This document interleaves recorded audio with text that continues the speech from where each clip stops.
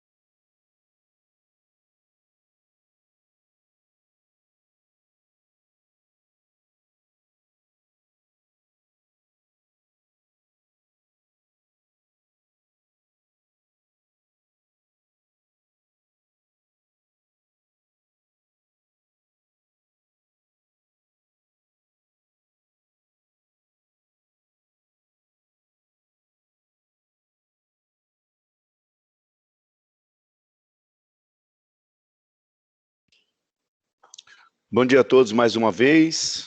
Eu sou Wilson Lana. Nós daremos início à nossa reunião da revisão do Plano Diretor da Cidade de São Paulo 2021. Lembrando a todos que a nossa reunião está sendo gravada. Eu quero aproveitar e pedir a todos que estão presentes, se possível, já fazerem as vossas contribuições aqui no chat, colocando o seu nome, marcando a sua participação e a entidade que você também representa. Todos poderão participar também nos nossos canais digitais. O chat estará desativado para contribuição, mas teremos os canais do Participe Mais e a Filipeta Digital, para que todos possam contribuir. Nós vamos ter uma reunião participativa, democrática, e queremos que todos possam estar atentos. Quero aproveitar e lembrar a todos que nós teremos 3 minutos para a participação daqueles que querem contribuir. Logo após a apresentação dos nossos técnicos de Planuber, você poderá levantar sua mãozinha virtual e já está marcando a sua presença para a contribuição. Feito algumas considerações, gostaria de passar a palavra para o nosso secretário adjunto, José Armínio, da Secretaria de Urbanismo e Licenciamento. Tem a palavra, secretário. Bom dia a todos, eu sou José Armênio, secretário adjunto aqui de SMU. Dou boas-vindas a todos vocês aqui nessa reunião que discute os instrumentos de política urbana do plano diretor. E rapidamente o que eu vou colocar, quer dizer, como já falamos nas outras vezes, quer dizer, o plano diretor vem da legislação federal, que é o Estatuto da Cidade, e ele se relaciona com essas legislações. Nesse capítulo, instrumentos para a política pública, que são os instrumentos que o município, no caso nós aqui de São Paulo, pode colocar no plano diretor, esses instrumentos estão relacionados com outras instâncias de regulação nacional, desde Código Civil até definições de legislação mesmo, que estão no Brasil inteiro. Esses instrumentos, eles vêm no sentido de cumprir o que já falamos aqui em alguns momentos, os objetivos básicos do plano diretor lá, né? A questão da função social da propriedade, a questão do ordenamento territorial, a questão da distribuição das funções e, principalmente, na questão da viabilização das políticas públicas. O que eu quero dizer? Através dos instrumentos, o município pode onerar ou cobrar o direito de construir e, desta forma, buscar um ordenamento em função de uma perspectiva sustentável e social, econômica e ambientalmente na cidade. Esses instrumentos vão ser descritos aí por suas categorias, tem o instrumento de função social, o instrumento de ordenamento territorial, os instrumentos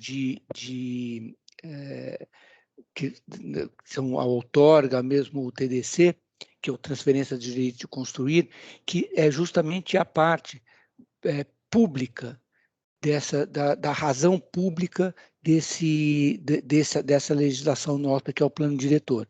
São instrumentos importantes e que São Paulo está adiante de outras cidades nesse sentido. Já experimentou diversos instrumentos e está experimentando e aprendendo muito com esses instrumentos. A gente às vezes esbarra em legislações que vão lá para a instância federal serem discutidas, mas acho que a exposição que o pessoal de Planuber fizer aí já vai levantar as questões, e eu tenho certeza que ouvir de vocês aí, o público, eu tenho certeza, é um público bastante qualificado para levantar aonde a gente pode aprimorar esses instrumentos para fazer e caminhar no sentido de uma cidade mais equilibrada, mais justa, aqui na cidade de São Paulo. Eu estou à disposição de vocês, estou aqui, vou ficar aqui na reunião, estou à disposição de vocês e quero ouvir, ver aonde a gente tem possibilidade de aprimoramento, aonde que a gente pode estar, eu digo, a cidade, né? A legislação, onde é que ela pode melhorar, e o pessoal de Plano vai fazer a apresentação aí, e depois ouvir a colocação de vocês. Muito obrigado pela presença de todos. Estou aqui à disposição hoje aqui na reunião e sempre aqui na secretaria para qualquer sugestão e contribuição que vocês possam dar. Muito obrigado pela presença de todos e passo a palavra aí, Wilson. Muito obrigado, secretário José Armênio. Quero aproveitar a palavra e passar ao nosso técnico de Planurb, Fernando Gasperini. Bom dia a todos e todas. Hoje nós temos a reunião de instrumentos de política urbana e gestão ambiental. Eu sou arquiteto e urbanista aqui da Coordenadoria de Planejamento e Planejamento Urbano da Secretaria de Urbanismo e Licenciamento, que é a área técnica que dá suporte a essa revisão do plano diretor. Essa fase que nós estamos atualmente é uma fase de escuta, de recepção de contribuições. Posteriormente, nós faremos toda uma análise e uma classificação dessas contribuições de acordo com os temas. E, por último, que é a fase que nós chamamos de devolutiva, a Prefeitura expressa as suas definições sobre os diversos temas, né, para construção da proposta de revisão. Então, nesse momento, é um momento mais de realmente ouvir as contribuições dos diversos segmentos da sociedade, para a gente poder ter esse subsídio para poder fazer a revisão. Como o Wilson já adiantou, nesse processo participativo que foi planejado, nós temos 3 formas de registro das contribuições da sociedade. A primeira, através dessas reuniões temáticas, a segunda, através da plataforma Participe Mais, que é a plataforma de governo aberta da Prefeitura. Essa que está na tela. É necessário criar uma conta da entidade para poder fazer o registro. Peço para colocar no próximo slide, por favor. Esse é o layout da página, né? Na aba Propostas, onde é possível vocês terem acesso às contribuições já realizadas e também fazer os registros das contribuições de vocês. Então, é importante que todos que se manifestarem aqui também possam fazer o registro nas demais plataformas, né? A terceira forma de participação é através da filipeta de contribuições, que fica no site da revisão do plano diretor, que é planodiretor.sp.prefeitura.sp.gov.br. Em relação à dinâmica da reunião de hoje, nós vamos primeiramente apresentar um vídeo da revisão do plano diretor e depois vai ser feita a apresentação temática de hoje pela arquiteta Maria Estela Oliveira. Podemos ir ao vídeo. O que é o Plano Diretor Estratégico?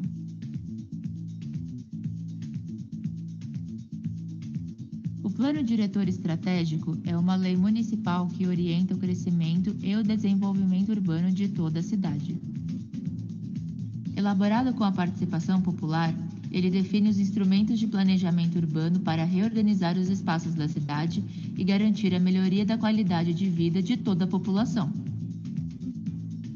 O próprio PDE determina que seja feita uma avaliação de diretrizes e resultados em 2021, com o objetivo de propor ao Legislativo, até dezembro deste ano, ajustes para aperfeiçoar os instrumentos do atual Plano Diretor e torná-los mais eficientes. O Plano Diretor representa um pacto da sociedade em direção à justiça social, direcionando as ações dos produtores do espaço urbano, públicos ou privados, para que o desenvolvimento da cidade seja feito de forma planejada e que atenda às necessidades coletivas de toda a população.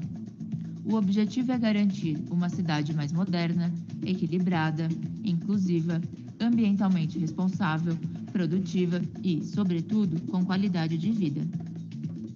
Em vigor desde 31 de julho de 2014, tem como principal diretriz aproximar emprego e moradia.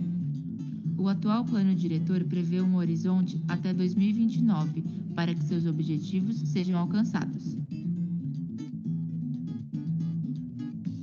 Vamos juntas e juntos construir uma São Paulo mais resiliente e inclusiva.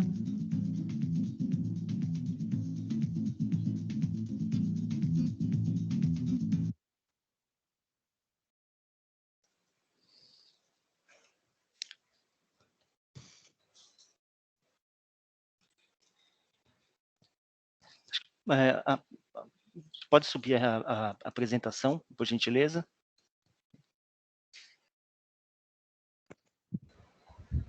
Posso começar?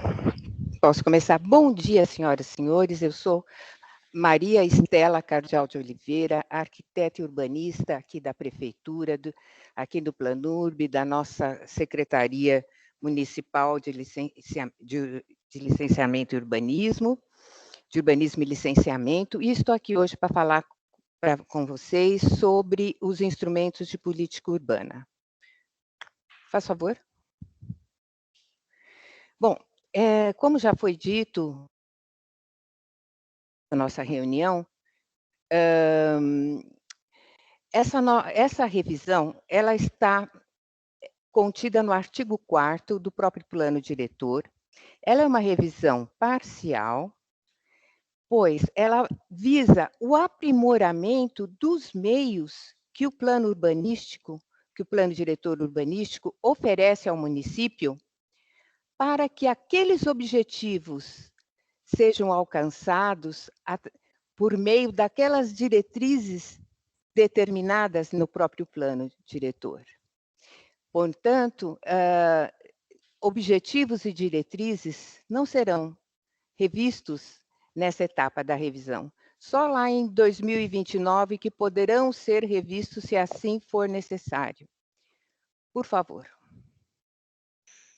Bom, também já foi dito outras vezes que as bases do nosso plano diretor, ele está na Constituição Federal de 88, nos capítulos que se referem ao ordenamento territorial, no cumprimento da função social da propriedade, no planejamento, uso e controle do solo e no patrimônio histórico-cultural local.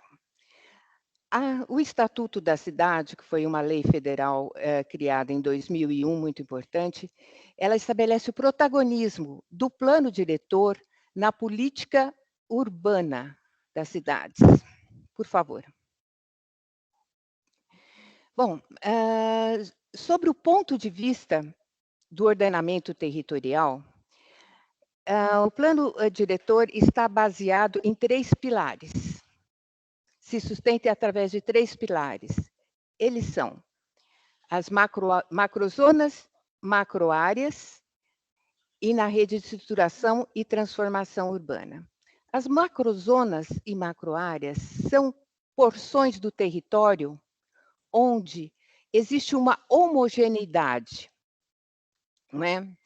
As macrozonas, elas são duas, a macrozona de estruturação e qualificação urbana, voltada mais para o território urbanizado, consolidado, ocupado, e a macrozona de proteção e recuperação ambiental, que é voltada mais pelo que ainda resta de patrimônio ambiental na nossa cidade. Essas macrozonas, cada uma delas se subdivide em 4 macroáreas que também foram estabelecidas, equacionadas, classificadas de acordo com seus aspectos homogêneos do território, dentro de toda a nossa heterogeneidade de uma cidade viva como a nossa. Dentro da macroárea de estruturação e qualificação urbana, nós encontramos dentro da macrozona de estruturação e qualificação urbana, nós encontramos a macroárea de estruturação metropolitana, que é esse marronzinho aí que vocês podem ver, junto principalmente nas várzeas do Rio Tietê, Pinheiros, a macroárea de urbanização consolidada, que é um marronzinho mais não tão vivo, a macroárea de qualificação da urbanização, que é quase que um laranja, e a macroárea de redução da vulnerabilidade urbana, que já estamos agora atingindo as franjas do município, as franjas da urbanização. Já estamos aqui com essa redução da vulnerabilidade, onde a gente encontra os maiores problemas da nossa cidade. Os problemas habitacionais, os problemas ambientais, os problemas decorrentes de uma ocupação muitas vezes desordenada. Agora, na macroárea de proteção e recuperação ambiental, nós também, na macrozona de proteção e recuperação ambiental, nós encontramos também 4 macroáreas. E essas macroáreas, não sei se vocês percebem, essas macroáreas, elas vão começando na parte mais urbanizada e indo para aquelas em direção às áreas onde existe alguma preservação, que precisa ser mantida. Então, ela começa na redução da vulnerabilidade urbana e ambiental, onde os problemas urbanos, os problemas habitacionais, os problemas humanos estão concentrados, junto com a deteriorização da qualidade ambiental do município. A macroárea de controle e qualificação urbana ambiental a seguir, no outro verde não tão escuro, a contenção urbana e uso sustentável e, por fim, a macroárea de preservação dos ecossistemas naturais, onde estão os nossos parques, grandes parques naturais. Agora, sob o ponto de vista local, da estrutura local do município, da rede local, nós encontramos a rede de estruturação e transformação urbana, que ela também está baseada em 4 conceitos. Naquela macroárea de estruturação metropolitana apontada inicialmente, na rede estrutural do transporte coletivo, na rede hídrica ambiental e na rede de estruturação local. Pode mudar, por favor. Em termos de lei, o plano diretor ele foi organizado em 5 títulos, né? Os conceitos, é importante se destacar que todos esses conceitos, princípios, diretrizes, objetivos que nós devemos mantê-los nessa revisão, eles estão concentrados no título 1, nos capítulos 1 da abrangência e dos conceitos, e no outro capítulo dos princípios, diretrizes e objetivos. Capítulo 2, tem um erro aqui. Bom, nós vamos tratar do que está indicado no título 2, que é da ordenação territorial, no capítulo dos instrumentos de política urbana e gestão ambiental. Volto aqui a esclarecer uma coisa. Esses instrumentos, eles não são caracterizados, não podem ser vistos como eles desassociados de outras coisas. Eles são, na verdade, ferramentas que vão ajudar a cada política pública do município a atingir os objetivos de acordo com as diretrizes estabelecidas lá no título 1 do nosso plano diretor. Então, a gente tem que observá-los, encará-los como parte, como uma ferramenta das diversas políticas. E, como tal, eles também visam que aqueles objetivos específicos estabelecidos em cada política pública sejam atingidos. Eles são ferramentas para que aqueles objetivos sejam atingidos. Por favor. Pode mudar? Bom, esses instrumentos, eles foram organizados nesse capítulo 3, no título 2, capítulo 3, nos artigos de 89 a 173, em 6 categorias. E hoje eles são, basicamente, eles são aqui, vou tentar falar sobre eles aqui, são 37 instrumentos. É um pouco difícil, porque sempre temos que ter em mente que eles estão ligados àquelas políticas públicas que visam atingir os objetivos estabelecidos. Os três primeiros grupos aqui apresentados é o grupo da função social da propriedade. Este grupo, ele está relacionado nos seus artigos, 7 instrumentos, como o parcelamento da edificação e utilização compulsória, o imposto predial, imposto predial, IPTU progressivo, a desapropriação mediante pagamento, consórcio imobiliário, uma série de outros instrumentos. Também é importante esclarecer e notar que esses grupos não são estanques, eles se interrelacionam. Por exemplo, a cota de solidariedade, ela vai ser um instrumento muito útil para a política habitacional. Esse instrumento aqui da função social da propriedade, ele é útil à política habitacional, que é o grande viés desse plano diretor. Seguindo, temos o grupo de instrumentos ligados ao direito de construir e ao ordenamento e estruturação territorial urbana, por favor, mudando.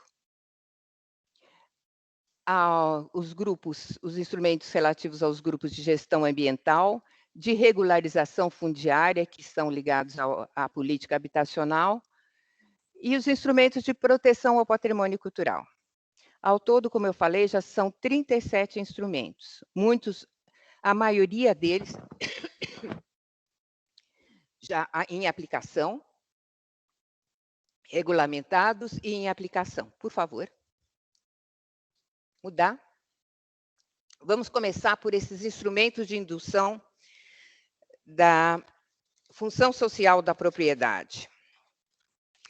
Uma coisa importante a se dizer que todos esses instrumentos que foram relacionados aqui no plano diretor, muitos deles se encontram, já foram citados, se encontram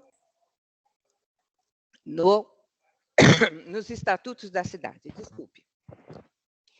Então, os instrumentos de indução da função social da propriedade, eles visam a promoção do adequado aproveitamento do solo urbano não edificado, subutilizado e não utilizado.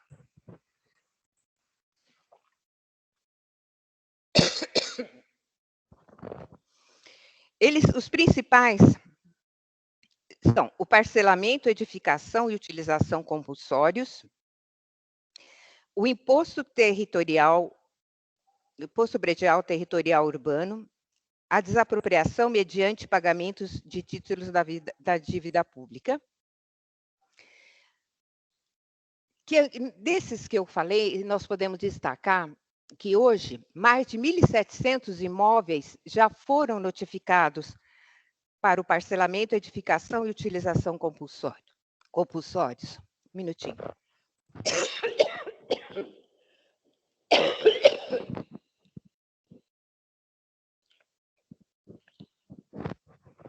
Desculpe, o clima está muito seco aqui, a minha garganta fica afetada.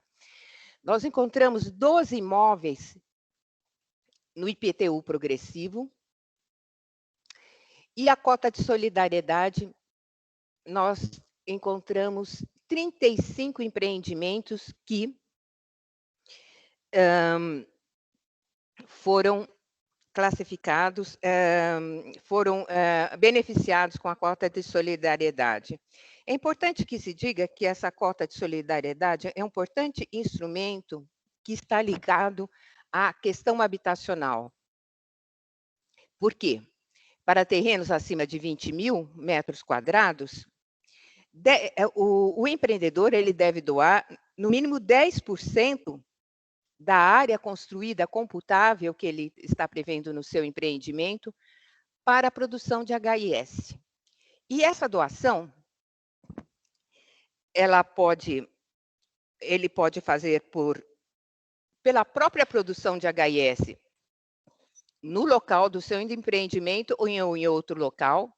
Ele pode doar um terreno com as características necessárias, e pode doar 10% do valor desse terreno ao Fundurb. O Fundurb, ele vai se constituir, ele é o fundo que reúne os recursos da outorga onerosa do direito de construir. Essa, como eu já falei, dentro da cota de solidariedade, já foram aplicados em 35 empreendimentos. Mas, infelizmente, eu acho que a maioria desses empreendimentos, a solução que foi dada foi a doação de recursos. E, dentro do caráter distributivo que esse instrumento tem, esses recursos demoram a chegar lá na ponta, lá na entrega, na produção, na entrega da unidade habitacional, na entrega das chaves ao morador. Desses instrumentos, os que não foram efetivados é a desapropriação mediante pagamento de títulos da dívida, o consórcio imobiliário, o direito de preempção e arrecadação de bens abandonados. O direito de preempção já foi aplicado anteriormente no outro plano diretor, e o consórcio imobiliário, houve uma tentativa, por volta de 2010, de aplicação desse instrumento lá no projeto de Nova Luz, que não foi para frente. Pode mudar. Agora, vamos aos instrumentos de direito de construir.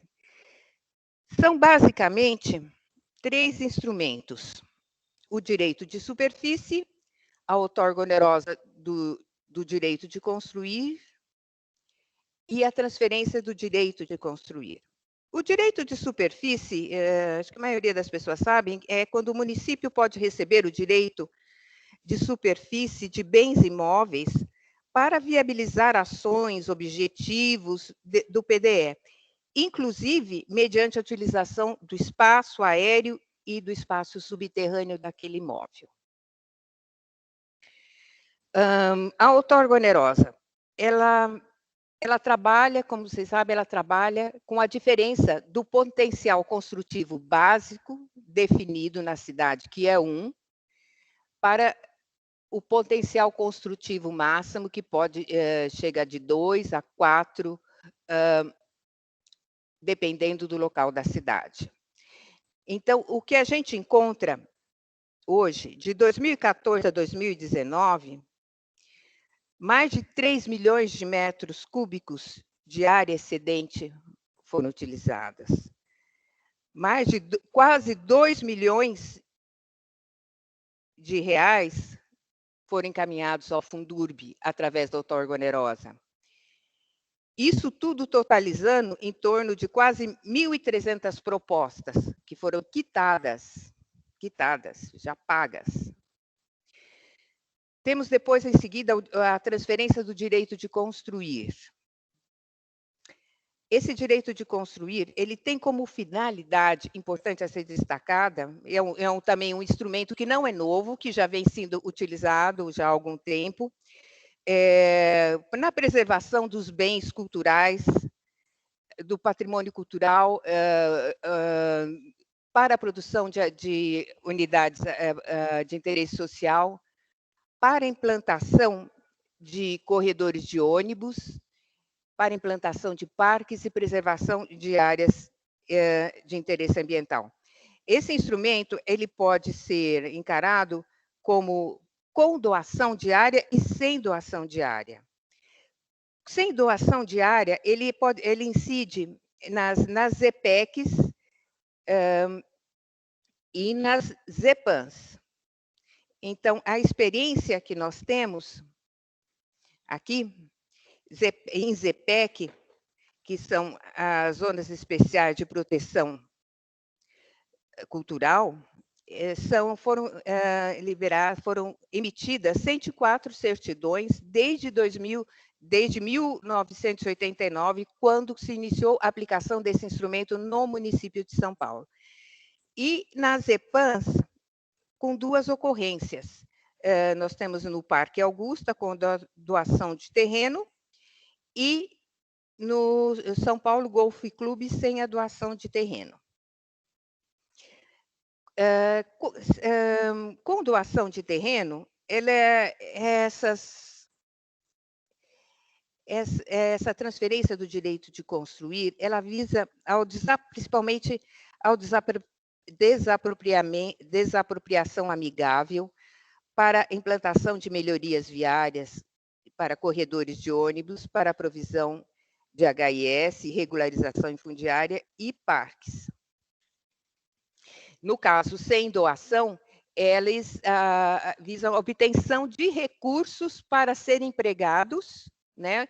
O proprietário ele vai comercializar esse seu potencial de construir para obtenção de recursos para serem empregados no seu imóvel, que geralmente são os imóveis tombados. Pode mudar, por favor? Os instrumentos de ordenamento e reestruturação urbana da cidade. Desses instrumentos, cabe destacar que eles são os PIOs, as operações urbanas, as áreas de intervenção urbana, a concessão urbanística e a área de estruturação local. Hoje, nós temos esses PIOs, que são os projetos, veja bem, são projetos de intervenção no território, e eles são propostas urbanísticas visando promoção social, da moradia social, a implantação de equipamentos, resolução das questões ambientais.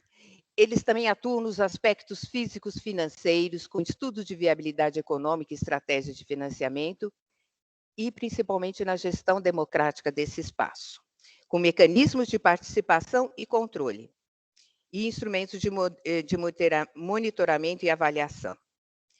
Nós temos hoje 18 PIOs elaborados e 9 concluídos. Temos 4 PIOs de MEM encaminhados à Câmara Municipal e 4 operações urbanas em vigor. Desses PIOs, desses projetos de intervenção, estão em aplicação já, acontecendo lá no local, o PIO Nesp, o PIO do Anhembi, o PIO do Estádio do Pacaembu e o PIO do Terminal Princesa Isabel. Estão em elaboração, neste momento, o PIO do Minhocão, do Ginásio do Ibirapuera e do Ginásio do Ibirapuera. E na fase da discussão pública, nós temos o PIO do Arco Tietê e do Jockey Club. E aqueles que estão em encaminhamento jurídico, resolvendo as suas questões jurídicas, nós temos 6 PIOs, aliás, 5 PIOs. O da Vila Leopoldina, do Arco Jurubatuba, do Setor Central, do Arco Pinheiros e dos bairros do Tamanduateí. Então, do que não está efetivado, não está regulamentado, ainda não está aplicado? Novamente, a concessão urbanística, as áreas de intervenção urbana e as áreas de estruturação local. As áreas de estruturação local, é um instrumento bem interessante, porque ele visa no ambiente local a organização do seu território. E é muito útil para os planos de ação, para os planos, a série de outros planos urbanísticos que podem ser desenvolvidos dentro do município de São Paulo. Certo? Por favor, se eu for detalhar muito, aí nós não saímos daqui hoje. Instrumentos de gestão ambiental. Esses instrumentos,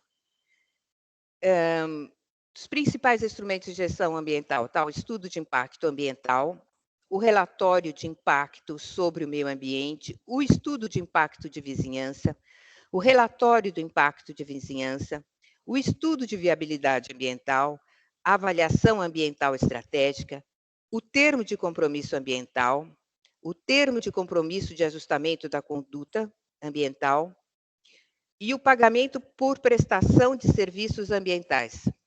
Então, todos esses instrumentos, o que eles visam? Eles são estabelecidos em programas para monitoramento, que eles são estabelecidos e vão originar programas, né?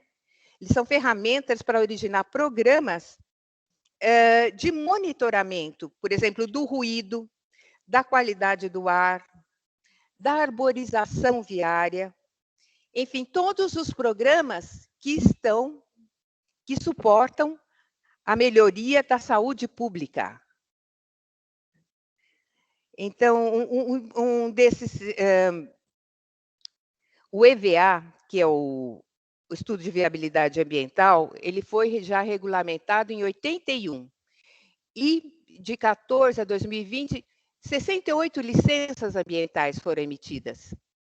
O TCA, por outro lado, que é um termo de compromisso ambiental também muito utilizado, mais de 1.700 termos já foram assinados. E o EIA-RIMA, nesse período de 14 a 2020, de 2014 a 2020, nós temos 68 licenças, nós temos de 2014, desculpe, de 2014 a 2020, 39 licenças foram emitidas. Agora, desses instrumentos muito úteis, nós podemos ver que tem uma série de instrumentos aqui. Não é por falta de instrumento que a gestão ambiental não ocorra. Tem uma série de instrumentos conceituados. O estudo de viabilidade ambiental e o pagamento por prestação de serviços ambientais ainda não foram aplicados. Por favor. E aqui nós chegamos aos instrumentos ligados à habitação. Também são 7 instrumentos. O mais conhecido de todos, que é empregado no Brasil inteiro, no país inteiro, que são as zonas especiais de interesse social. Esse instrumento em particular, ele objetiva, como todos sabem, destinar obrigatoriamente parte da área construída total para habitação de interesse social, para terrenos com mais de 1.000 metros quadrados em ZEIS 1, ZEIS 2, ZEIS 4 e ZEIS 5 e maiores que 500 em ZEIS 3. Os demais instrumentos que o plano diretor relaciona são ligados à efetiva regularização fundiária. A regularização fundiária, ela deu uma reorganização aqui no município a partir da Lei Federal 13.465, com a Lei de REAB, onde ela traz a demarcação urbanística, a legitimação de posse e a legitimação fundiária. A partir de 2014 e de 2021, os mais utilizados no município foram as ZEIS, evidentemente, e os instrumentos de regularização fundiária, a concessão do direito real de uso, a concessão do uso especial de fins de moradia. E para as áreas particulares, que esta lei foi muito importante, foram utilizados até 2017 a legitimação de posse e depois, a partir de 2018, a legitimação fundiária. O que não está regulamentado ou o que não foi aplicado também a partir de 2014 é a assessoria técnica jurídica social gratuita. Não foi ativada para a habitação, mas a gente lembra que esse instrumento ele foi utilizado para o projeto de Ligue os Pontos. Então, aqui é um típico exemplo que esses instrumentos ele visa, voltando a cidade inteira, não são propriedades particulares daquele grupo. Já estamos aqui no final. E os instrumentos, por favor, mudar. Os instrumentos de patrimônio cultural, que eles estão no título 2, no capítulo 3.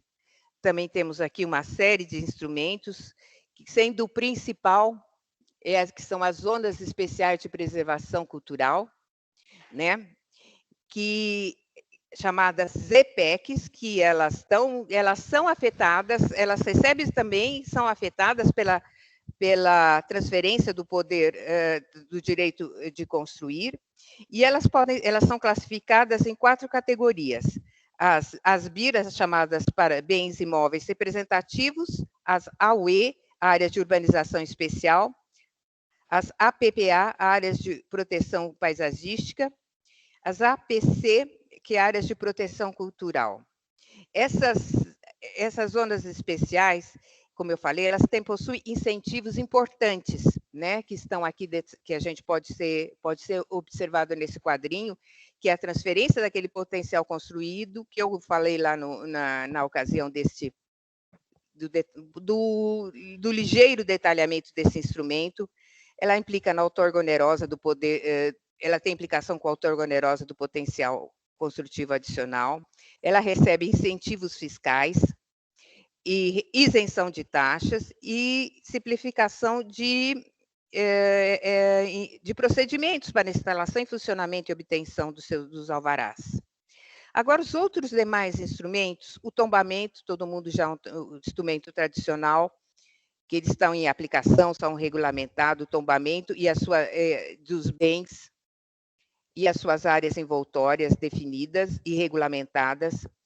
O inventário da memória paulistana, que está ligado a esse instrumento inventário do patrimônio cultural e que hoje tem o inventário da memória paulistana.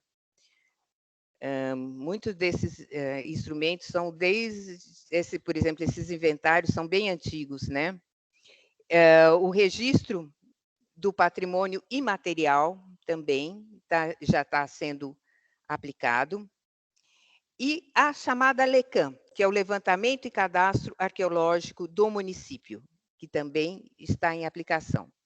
Daqueles instrumentos relacionados nessa categoria, relacionados na categoria de proteção do patrimônio cultural, o que ainda não estão efetivados, eu acho que o que chama mais atenção hoje em dia é a tal da TICP, que são os territórios de interesse da cultura e da paisagem. O plano diretor, ele delimitou alguns perímetros, mas não foram detalhados. Temos a chancela da paisagem cultural, o termo de ajuste de conduta cultural, que é um instrumento muito importante, principalmente quando ocorrem danos ao patrimônio da cidade, e as listagens de bens culturais, que essa listagem não está relacionada aqui, mas é um instrumento que também precisa ser regulamentado e aplicado, porque ela relaciona aqueles bens culturais que estão em risco na nossa cidade. Pode mudar, por favor. E aqui, então, chegamos aos nossos finalmente, lembrando aos senhores do nosso sistema de avaliação e monitoramento do PDE. Esse sistema, como é organizado em estratégias, instrumentos, objetivos e pesquisas de texto. Alguns desses instrumentos, a maioria desses instrumentos que eu aqui falei, muitos deles, eles estão nessa plataforma, onde foram estabelecidos não só onde estão oferecidos os bancos de dados aqui desses instrumentos, os bancos de dados que nos foram encaminhados na aba aqui, dados abertos, que eles podem ser verificados, e foram estabelecidos os indicadores com base nesses bancos de dados que constam, foram calculados uma série de indicadores para cada instrumento.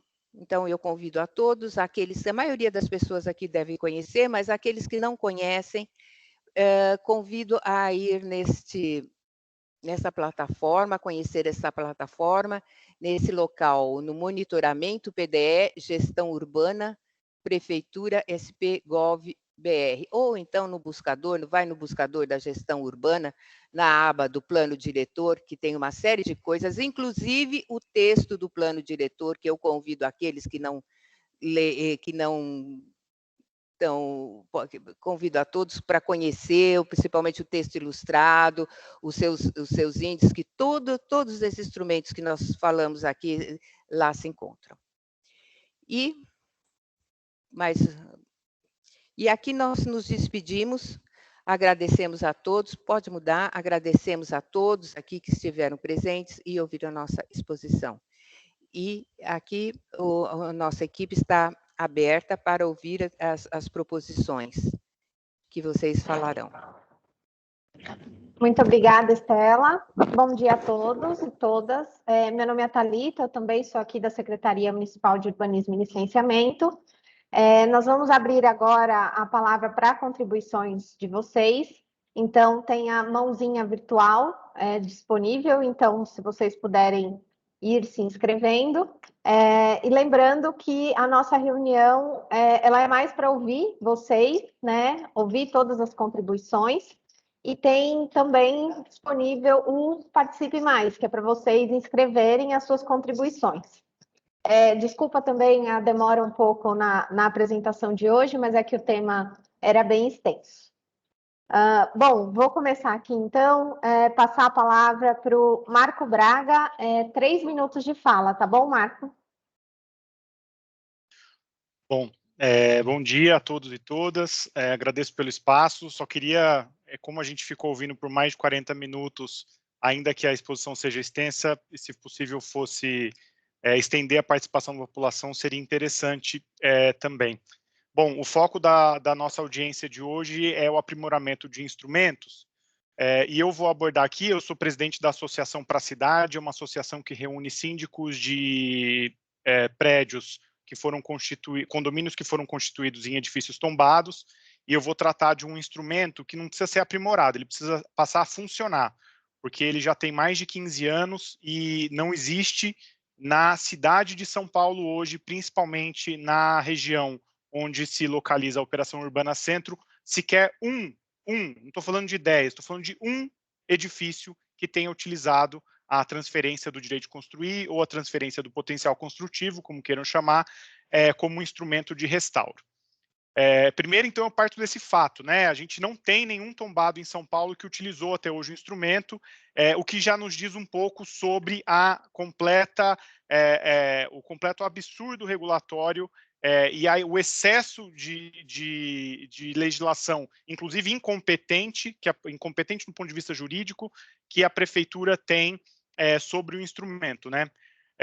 Pesquisas que já foram publicadas, eu não vou aqui citar todas, mas o pessoal que atua na área conhece, e do próprio uso do instrumento sabe que ele é um instrumento concentrado, com pouquíssima transparência e simplesmente não é auditado. A gente sabe, não tem uma métrica de política pública que possa saber o que de fato a cidade tem ganhado com a TDC.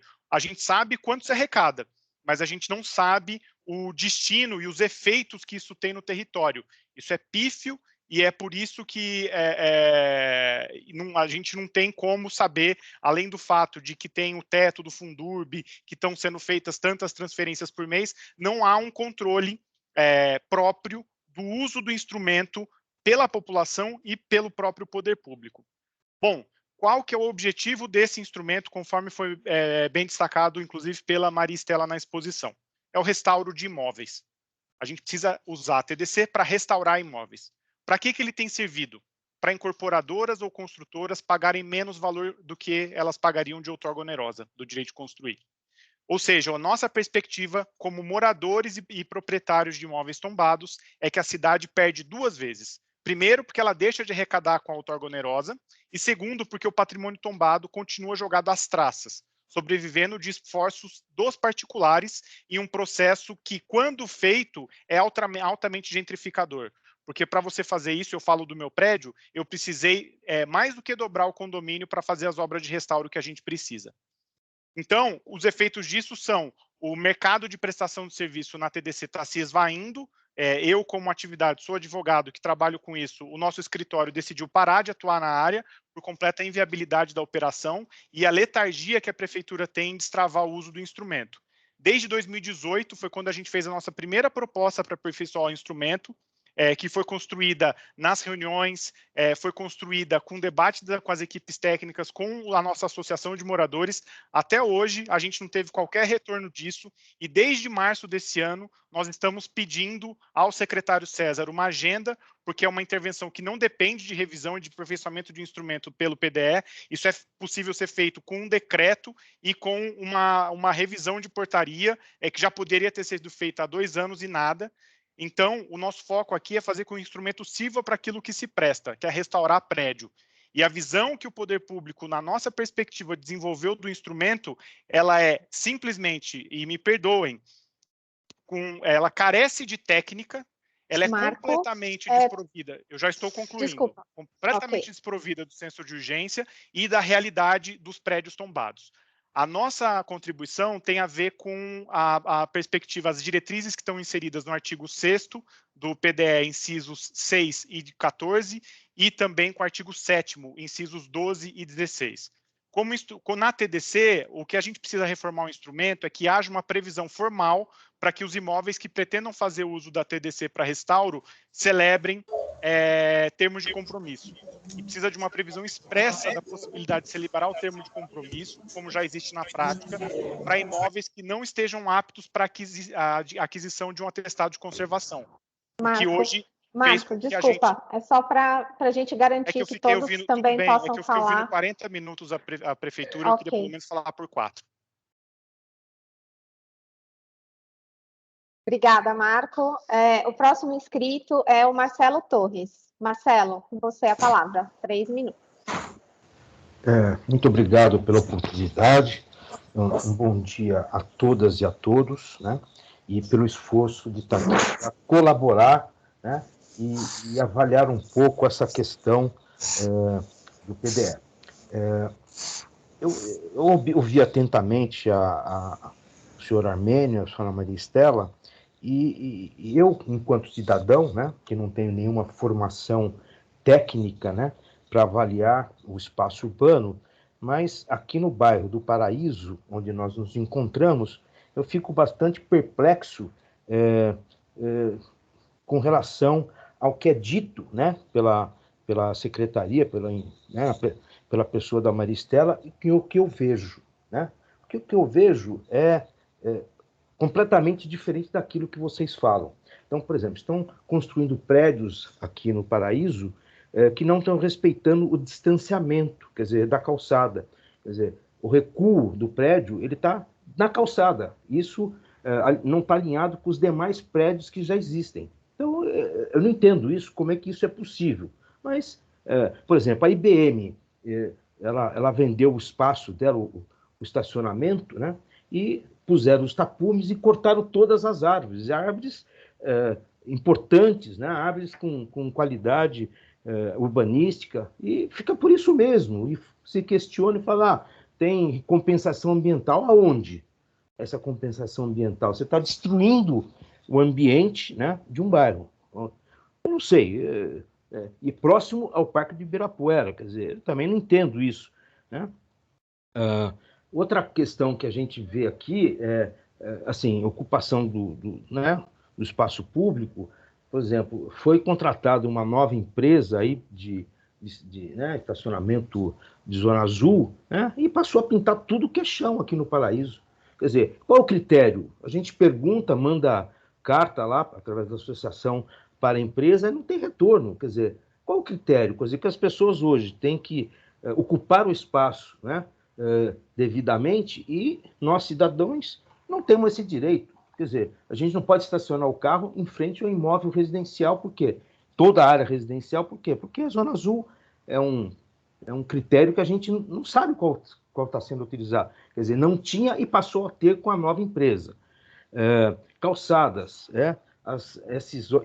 essas construções, né, que estão sendo de uma quantidade muito grande aqui no Paraíso, elas avançam com tapumes além da calçada.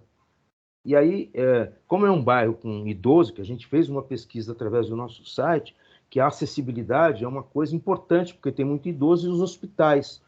E essa preocupação de autorização de construção, que não está definida, que a gente não sabe como é que é definida essa ocupação do solo, avança na calçada impedindo que as pessoas passem. Quer dizer, não entendo, são coisas que a gente fica indignado porque não sabe aonde recorrer, nem tem instrumento para que a gente possa proibir que esse tipo de construção avance. Quer dizer, já está construindo, como é que você vai fazer o cara cortar a testa do prédio que está tudo já pronto e avançando na calçada? Quer dizer, não dá para entender, desculpa. Eu acho que é muito bonito tudo que vocês falam, muito interessante, mas me deixa bastante chateado e sem poder nenhum para ajudar a melhoria, né, da vida aqui no bairro do Paraíso. Muito obrigado. Muito obrigada, Marcelo, pela sua contribuição. A contribuição de todos vocês é muito importante e a gente sempre está pedindo para vocês contribuírem também pelo Participe Mais, que é nosso canal oficial e que terão a análise, né, mais completa de todas as contribuições de vocês. O próximo a falar agora é o Jorge Eduardo. Jorge, nos ouve?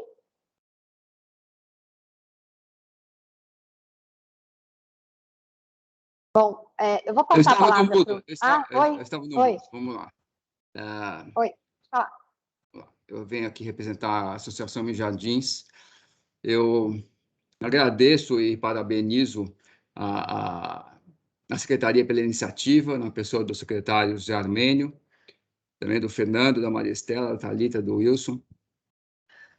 A gente constata que vivemos numa cidade tão vasta e tão diversa em seus aspectos sociais, econômicos, culturais e mesmo de ocupação da cidade, o que me leva a querer chamar a atenção para uma ferramenta que não está exatamente listada como um instrumento no PDE, no plano diretor estratégico, mas um pouco mais adiante, que é o plano de bairro. O plano de bairro é uma ferramenta pela qual as associações e representantes de bairro propõem a vocação e as peculiaridades identificadas pelos moradores da região ao zoneamento e demais legislação municipal, quando for o caso.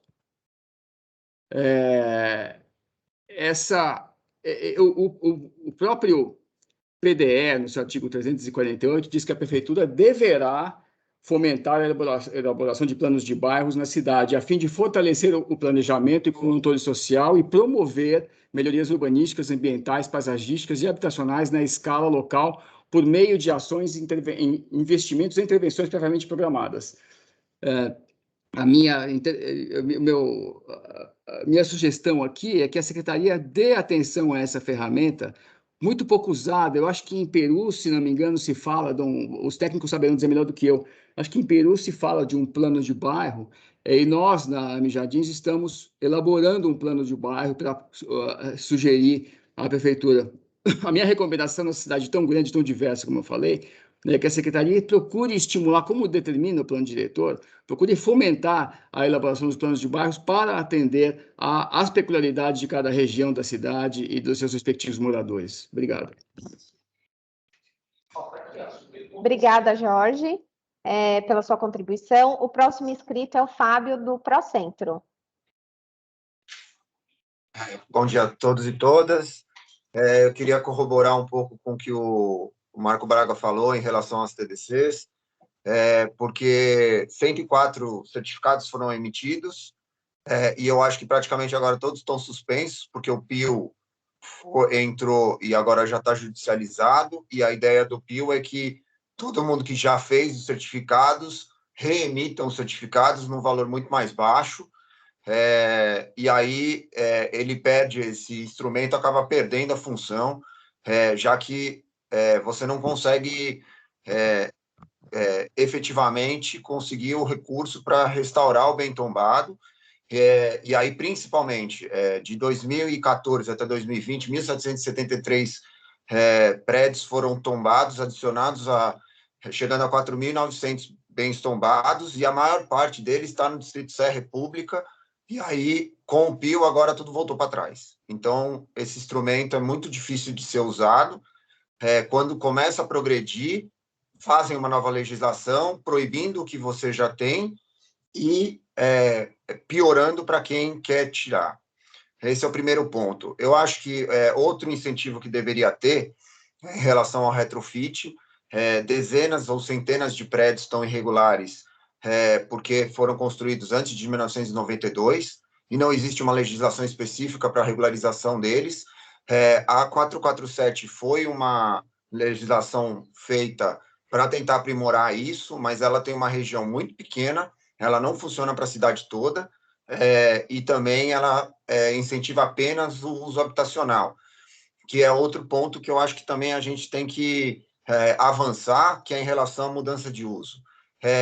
Com a pandemia, muitos prédios vão ficar obsoletos, porque, na verdade, não vão ter mais função, e para você fazer a mudança de uso desse prédio, é uma burocracia, você tem que praticamente refazer o prédio, e prédios que não têm o recuo, que foram feitos antes da legislação de uso de 100% do terreno, ficam basicamente fora da lei, e você não consegue regularizar eles.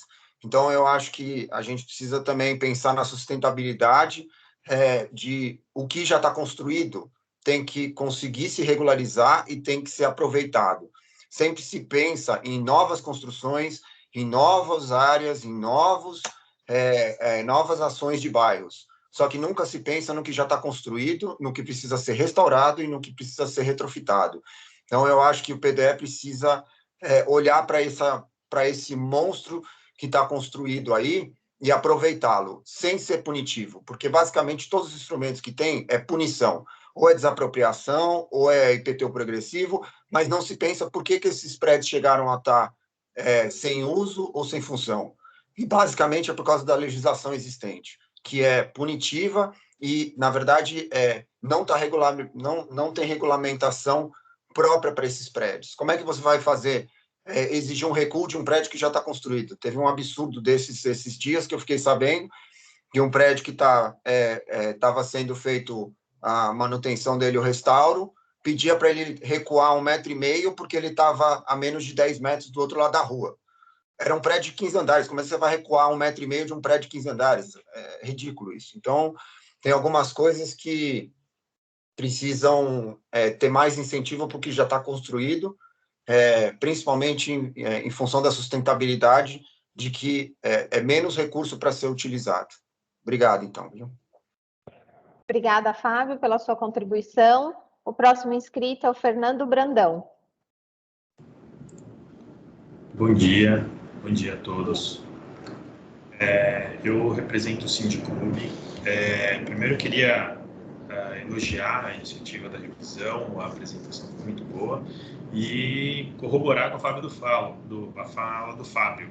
Foi realmente muito boa, e o que existe construído precisa ter uns olhos diferentes para não punir e ficar obsoleto. Com relação às questões de clubes, o que nós gostaríamos de pedir que essa revisão dê uma atenção para os clubes, para que eles possam se desenvolver melhor e atender a população crescente de São Paulo. Como foi bem colocado aqui, os clubes têm uma função bastante importante na questão ambiental, a permeabilidade deles é mais onerosa do que os demais empreendimentos. Muitos clubes têm áreas de proteção ambiental, área de proteção permanente em razão de cursos d'água ou em razão da localização que estão, e isso custa muito caro, né, para manter, sem contar os diversos prédios tombados que existem dentro dos clubes. Então, seria interessante que o PDE previsse algumas ferramentas, alguns instrumentos que permitam aos clubes uma edificação um pouco mais acentuada nas áreas que não correspondem às áreas de proteção, né, mantendo a permeabilidade grande, mas permitir uma verticalização um pouco maior, porque os clubes hoje podem construir 60% só da área do seu terreno. com limite de altura de 10 a 20 metros, dependendo se é um clube de campo ou um clube urbano. Então, você não consegue, por exemplo, construir um ginásio para esportes, você não consegue construir uma área de treino adequada, porque, por exemplo, o ginásio de ginástica olímpica já excede quase toda a altura permitida. E como o clube tem muita onerosidade com relação à área permeável, o tanto que se pode utilizar do terreno é bem reduzido. Além disso, a população de São Paulo cresce muito, então é necessário a gente prever instrumentos que permitam que os clubes, novos clubes, sejam criados, principalmente em zonas onde não existem clubes muito próximos. E esse instrumento hoje não existe. Tá? Então, a gente acaba ficando, quando surge um clube novo, num espaço muito pequeno, isso impede, e também há um impedimento legal dos clubes ampliarem, adquirirem lotes adjacentes e ampliarem sua atividade. É muito burocrático isso. Bom, então essa era a contribuição que eu queria trazer e solicitar essa atenção especial aos clubes. Muito obrigado. Obrigada, Fernando, pela sua contribuição. O próximo inscrito é o Sérgio Alayon.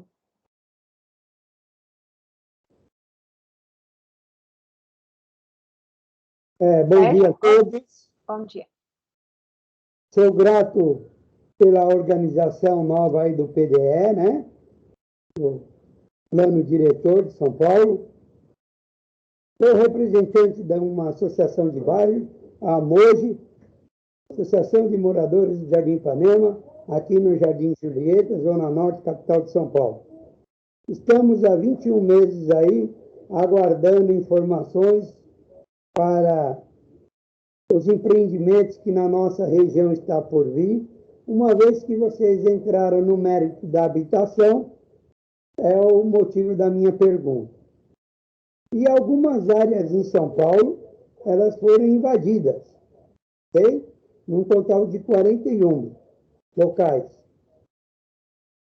E preservando todos os direitos já tratados que o órgão público virá a construir, podemos conotar as irregularidades de tais invasões.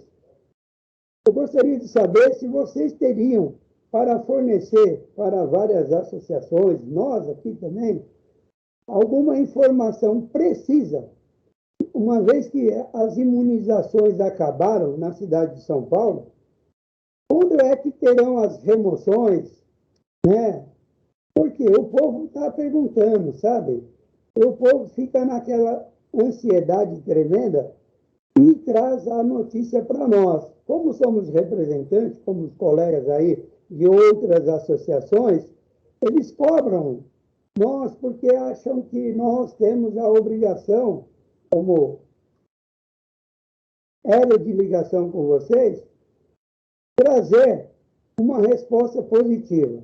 Então, eu gostaria, tão somente, como eu disse no início, agradecer a participação. A minha pergunta fica focada nessa condição e desejar a todos aí sucesso, porque sem uma conjunta demanda, nós não chegamos a denominador nenhum. Então, perguntas antigas de outros locais que participamos nessa videoconferência, como mostra também. Então, eu sou grato a vocês aí, parabéns a todos. Obrigada, Sérgio, pela sua contribuição. O próximo inscrito é o Henrique Mélega. Henrique?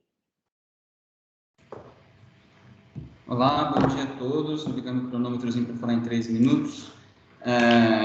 Rapidinho, obrigado pela palavra aqui. Eu quero falar da importância da clareza nos critérios e regulamentação desses instrumentos, para que eles sejam efetivos. Vou falar de alguns exemplos aqui, por exemplo, as EUPs, né, as zonas eixo previstas, que carecem de ativação e de critérios claros para que sejam ativados. Enfim, não vou entrar no mérito, mas operações urbanas, né, a gente tem visto os prazos também dos arcos se distendendo, então a gente precisa que esses instrumentos sejam regulamentados com clareza. Vou mencionar aqui alguns artifícios muito úteis do plano diretor que vieram em 2014, como fachada ativa, e agora uma conversa que é um pouco mais recente de retrofit, requalifica centro, enfim, que também são prejudicados na aplicação pela falta de clareza, falta de critérios e regulamentação. E vou colocar um exemplo aqui bem claro, que tem a ver com a fala da Maristela sobre cota de solidariedade. De fato, são poucos os empreendimentos que, na minha opinião, se beneficiam. Eu digo beneficiam porque realmente é um benefício você poder fazer o HIS, ainda poder empreender isso e ainda ter um ganho de potencial no seu terreno com a aplicação da cota de solidariedade. A questão é que no quadro 2A do plano diretor, tem uma nota C que permite a quebra de gabarito em empreendimentos, por exemplo, no AZM, que tem um gabarito restrito de 28 metros, quando da aplicação de cota de solidariedade. Mas esse artifício não é aceito pelo licenciamento da cidade. Está descrito, está na lei, mas não é aceito, porque aparentemente a prefeitura discorda do que está escrito na lei, então o licenciamento não está aí para questionar se concorda ou não, e sim para aplicar. Então, eu dou um exemplo de um empreendimento de um terreno de 170 mil metros na zona norte de São Paulo, em Vila Guilherme, que poderia já estar construído, que é desde 2015, com habitação de interesse social e várias outras faixas de habitação.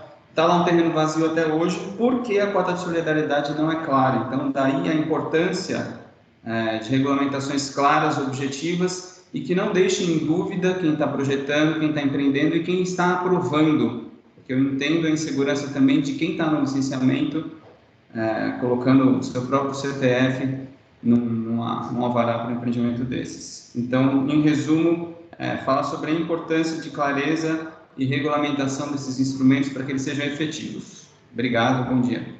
Desculpa, eu represento a ASBEA São Paulo, Associação de Escritórios de Arquitetura de São Paulo.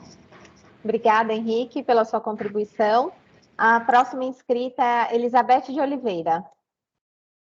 Elizabeth, nos ouve?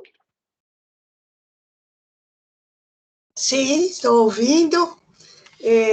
Bom dia a todos. Eu gostaria de trazer uma contribuição aqui a respeito de ZECOR. Eu represento a Associação Alameda Gabriel, e a Alameda Gabriel está enquadrada como uma ZECOR na Lei de Zoneamento.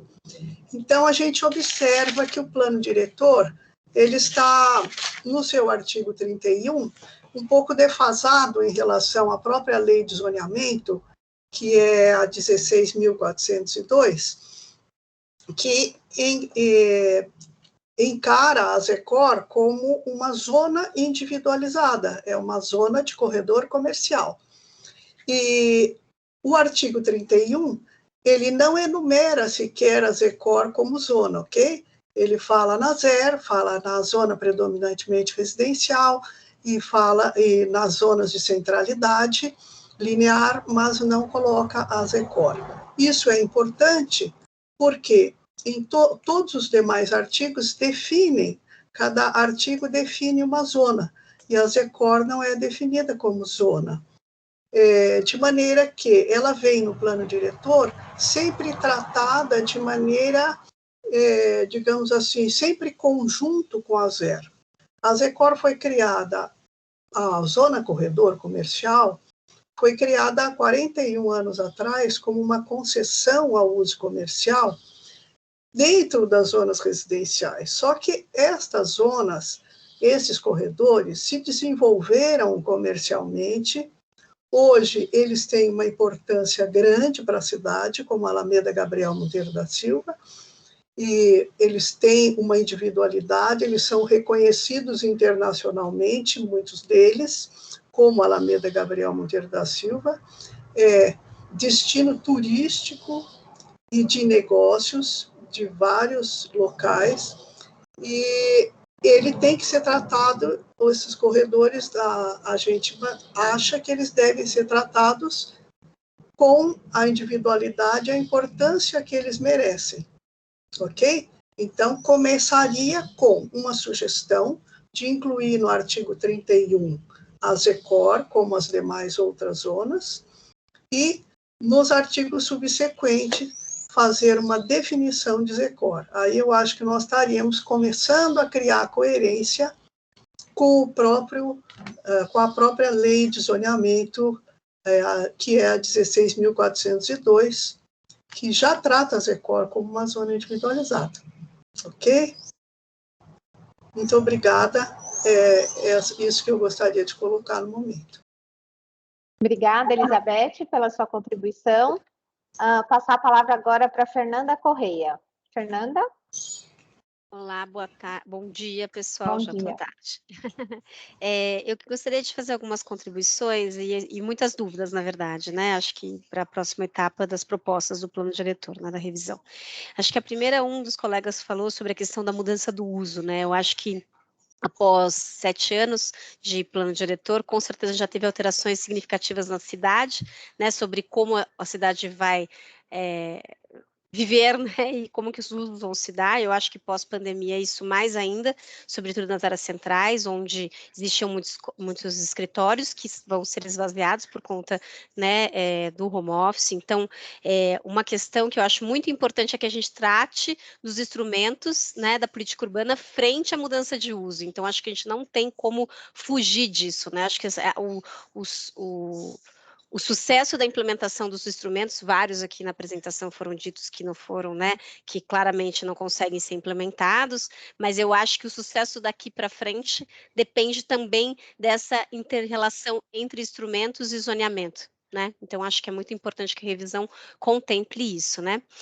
Isso rebate totalmente na questão das leis, né? A gente até fez um evento aí, Sinaenco, falando sobre a questão da habitação, junto com a Elizabeth França, e a importância das áreas de inadequação da habitação, né? Não pensar tanto na questão da provisão, é lógico que a gente tem ocupações a serem feitas de prédios, como muitos colegas falaram, de retrofit, que precisam ser pensados, nas áreas centrais, mas temos que pensar também nas leis. Então, a minha pergunta também é se vamos mudar a cor do mapa, né? Eu acho que a gente precisa, nessa revisão, mudar as cores dos mapas do zoneamento e, sobretudo, a aplicação das leis nessas áreas, né? Porque, de fato, tem uma alteração muito grande na apropriação do território urbano, já seria, né, 7 anos após, né, com a cidade muda muito rápido, agora após pandemia mais ainda.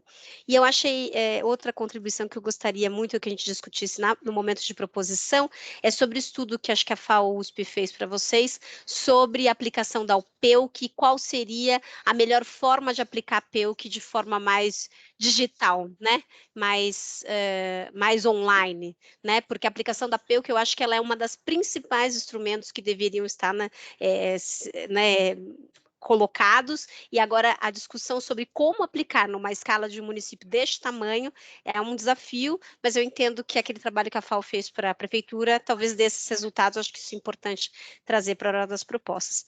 E por fim, achei muito interessante o que um colega disse sobre a gente tem que pensar em instrumentos de benefícios, né? A gente vai como punição, logicamente, muitas vezes, mas a gente pensar em benefícios, né? Nas concessões de ônibus isso foi pensado também, como que você dá mais dinheiro porque você tem melhorias, né? Não só na punição, porque daí fica muito no controle, e a gente sabe que a prefeitura não vai ter braço de fazer controle de tudo. Então, escolher alguns instrumentos prioritários que sejam efetivos e que a gente consiga ter controle, e alguns de benefícios, que eu acho que isso pode trazer um bom ganho para a cidade. Era isso. Obrigada. Obrigada, Fernanda, pela sua contribuição. Eu vou passar a palavra agora para o Marconi Moraes.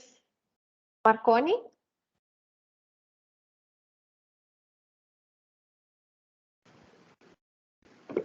Oi? Olá, bom dia. Me ouvem bem? Sim, estamos ouvindo. Tá ótimo. Bom, primeiro eu queria agradecer. Meu nome é Marconi Moraes. Sou administrador, um dos administradores da Galeria do Rock, né, do Instituto Cultural Galeria do Rock. Faço parte do Procentro também.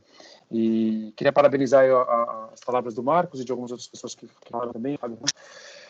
Bom, a Galeria do Rock está aqui há 30 anos. A gente conseguiu ressignificar essa edificação que tinha perdido o significado, principalmente nos anos 80, começo dos anos 90.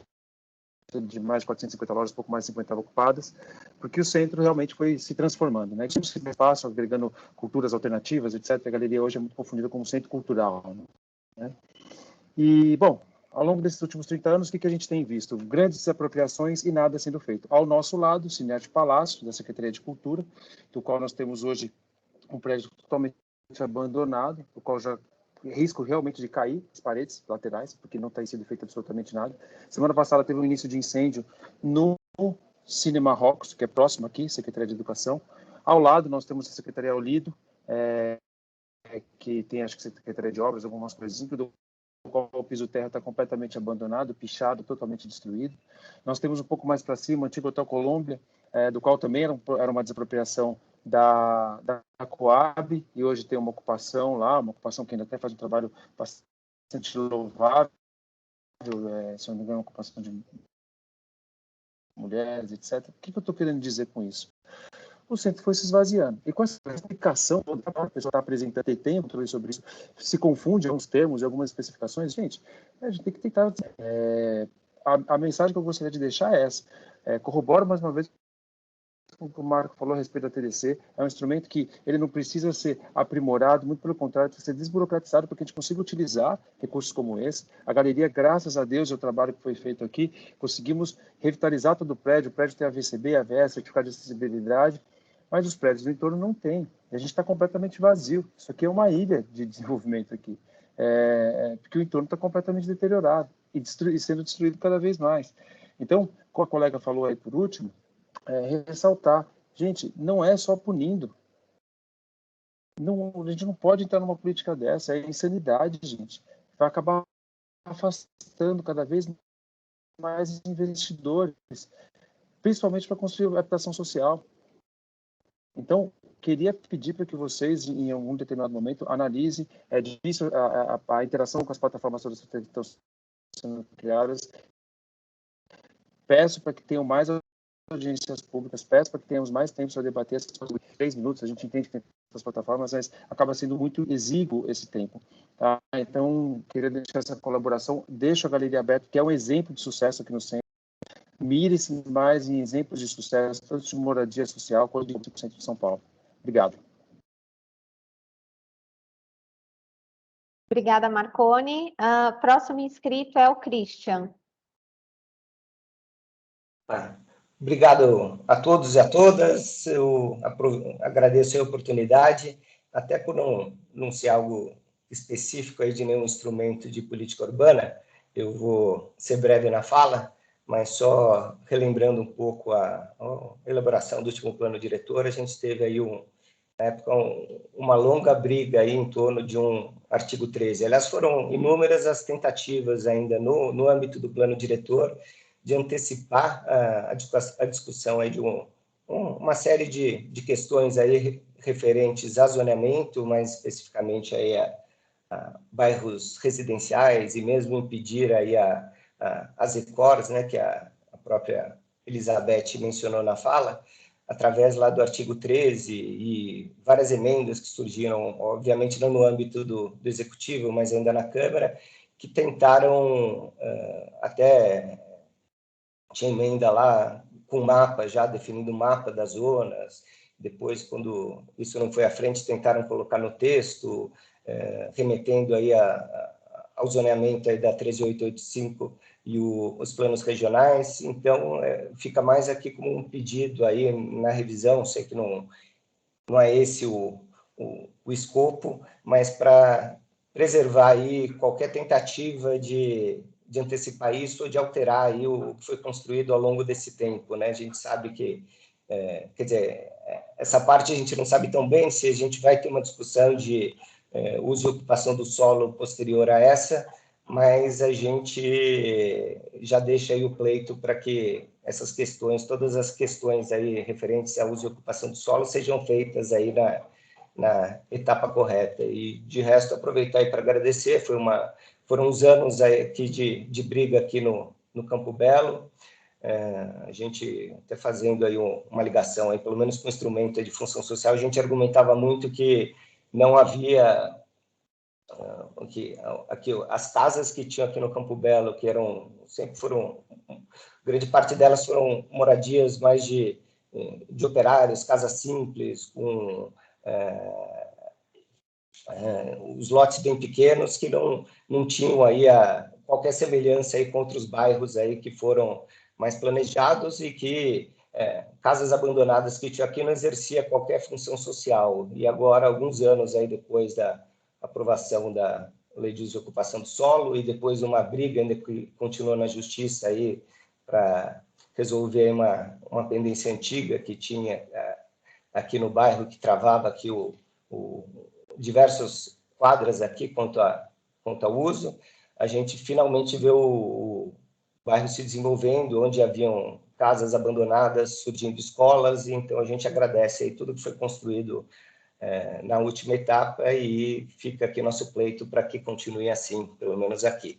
Obrigado, boa tarde. Obrigada, Christian, pela sua contribuição. A nossa última inscrita é a Amanda Souza. Amanda? Oi, bom dia a todos e a todas. Meu nome é Amanda, eu sou representante do COFIP ABC, junto com Francisco Ruiz, que também está aqui presente conosco. Eu queria novamente agradecer o espaço, a apresentação que foi feita pela Maria Estela e também a contribuição de todos os colegas, né, antes de mim. Sobre essa temática dos instrumentos urbanísticos, a minha pergunta ela também se refere à transferência do direito de construir. Acho que esse foi um instrumento que apareceu bastante hoje nas falas, né? Então, que merece bastante atenção na revisão do plano diretor, num sentido de deixar a sua aplicação um pouco menos burocrática e ampliar a incidência, né? A sua incidência de forma a cumprir seus objetivos. Acho que vários colegas apontaram também essa preocupação e acho que é um caminho importante para ser seguido para esse instrumento. Eu queria tratar especificamente da TDC na modalidade em que há doação de terreno, né? Então, uma modalidade que não tem uma relação direta com a preservação de imóvel tombado, mas sim com a aquisição de terrenos, né, pela prefeitura, para garantir regularização fundiária, a implementação de parques e também melhoramentos viários, né? A minha sugestão é que sejam revisadas as hipóteses de incidência dessa modalidade, de forma a torná-las mais ampla, né? Por exemplo, do jeito que está no PDE hoje, no caso de parques, a TDC somente é permitida naqueles parques localizados na macrozona de estruturação e qualificação urbana, né? Qual que é o motivo dessa limitação? Por que não também permitir que a TDC recaia sobre os parques que estão localizados na macrozona de proteção e recuperação ambiental, sabendo que essas áreas são áreas, muitas vezes, em que há bairros que estão desprovidos ou que têm pouquíssimas áreas verdes já implementadas com infraestrutura, como parques ou parques lineares, que tem lá uma infraestrutura de lazer para a população poder aproveitar, né, o seu tempo livre. Então, por que não também permitir a TDC nessas áreas? Né? Então, a minha sugestão é que seja ampliada as hipóteses de incidência da TDC nesses casos, permitindo especificamente também os parques na macrozona de proteção e recuperação ambiental, ou mesmo no caso de melhoramentos viários, que eles não sejam somente para implementação de corredores de ônibus, mas sim para quaisquer melhoramentos viários, por exemplo, para alargamento de vias e etc. Essa era a minha sugestão, e é isso. Muito obrigada. Muito obrigada, Amanda, pela sua contribuição. Nós tivemos mais uma inscrita, que é a Beatriz Merceder. Beatriz? Bom dia, Thalita. Bom dia a todos. É Beatriz, da Associação Comercial de São Paulo, do Conselho de Política Urbana. Eu queria fazer aqui uma contribuição muito rápida, porque eu acho que o tema é bastante extenso e nós vamos pontuar algumas sugestões e considerações lá no Participe Mais sobre os instrumentos específicos, mas de uma maneira geral, a partir do que os colegas falaram, tratar da simplificação dos instrumentos, tá? Isso é elicitar um diagnóstico e uma análise, até metodologicamente falando, mais aprimorada, mais aprofundada, para que a gente tenha realmente um panorama de onde estão os gargalos e por que alguns instrumentos estão funcionando, mesmo que de forma amorosa, e outros não. Então, nessa revisão, acho que é importante a gente tratar de como dar celeridade a alguns processos, principalmente PEUC, TDCs, outros que foram comentados, e como tratar da implementação de outros instrumentos que a gente tem, porém que não conseguem se viabilizar, no caso da cota de cota de solidariedade, concessão urbanística, os problemas com a IUS, a ELSA, etc., e da TICP também, que foi falado, Território de Interesse da Cultura e da Paisagem. Acho que uma coisa importante também que foi dita e que a gente gostaria de reforçar são a falta de incentivos para as intervenções na pré-existência, principalmente aqui no âmbito do centro, mesmo com a lei do Requalifica e os avanços do PIL, e a falta também de prazos claros para análise de processos, né? Então, prazos claros para análise de aprovação de projetos, de mudanças de uso, processos de licenciamento normal e ambiental. E, por último, a necessidade de simplificação e implementação dos planos de bairro, para que eles possam, de fato, ocorrer de uma forma mais eficaz e, com isso, auxiliar na identificação dos problemas locais e das divergências que existem na cidade, que a gente sabe que as áreas não são tão homogêneas quanto o plano faz parecer, né? Então, um auxílio nesse sentido. Obrigada. Obrigada, Beatriz. Mais um inscrito, Antônio. Bom dia a todos. Bom dia. Essa apresentação aí muito boa sobre os instrumentos urbanísticos, e a Estela falou lá da avaliação desses instrumentos e monitoramento. E a gente ouviu aí muitas críticas sobre o uso de TDC, que não é possível. Eu acho que nós temos que fazer conta nesse plano. Nós temos que mensurar quantidade de TDC que é possível. Se transferir todas, o instrumento não vai valer absolutamente nada e não vai ajudar a recuperar nenhum patrimônio histórico nem nada. Então, primeiro, a prefeitura tem que restringir menos em terrenos, incentivar a construção, até colada em áreas tombadas, preservando a casa, porque o TDC em si não viabiliza, só é fazer conta. Tudo que se coloca é uma panaceia, tudo é TDC, tudo é TDC. Se for usar todo, não vale nada, nem para quem recebe, e a prefeitura não vai vender nada de outorga. Então, eu acho que essa conta precisa ser feita, sair do sonho de alguns arquitetos e urbanistas que pensam nisso e fazer uma conta viável para que o instrumento seja viável. Então, o que eu acompanho esses anos é isso. É realmente uma luta para fazer o TDC, mas temos que optar na cidade e diminuir a possibilidade, não restringir a possibilidade de construção, como tem se feito em Zepan, em ZEI. É muito fácil tombando o terreno dos outros. É muito fácil. Vai se desenhando Zepan em tudo que é lugar, vai se desenhando parque em tudo que é lugar, e não deixa um percentual daquilo para o proprietário construir, certo? E pior ainda, volto a repetir, é colocar limites na Zepan, por exemplo, de 0,1 de construção. Isso é um absurdo, quando o coeficiente da cidade é 1, taxa de 10% de ocupação e limite gabarito de 10 metros. Este é outro absurdo. Quer dizer, não quer que a pessoa use o terreno. Então, vai ter invasão e não vai ter instrumento nenhum viabilizado. Muito obrigado. Muito obrigada, Antônio, pela sua contribuição. Muito obrigada a todos. Vou passar Thalita, a palavra agora. Oi. Thalita, Oi, o Zé Armênio. Pode falar. Eu ia sair antes das 11 horas, mas achei que a reunião estava tão interessante que não saía a outra reunião, está lá esperando. Eu só queria fazer um comentário rápido, que essa reunião aqui mostrou para mim o acerto nosso de insistir nessa revisão intermediária agora, porque nós fomos bastante questionados de não faz a revisão agora, não tem, deixa para depois, porque tem pandemia e tal, e essa reunião aqui mostrou quanto a gente pode melhorar nessa regulação do plano diretor, porque tinha grupos aí que não queriam que nós, prefeitura, colocássemos isso em discussão.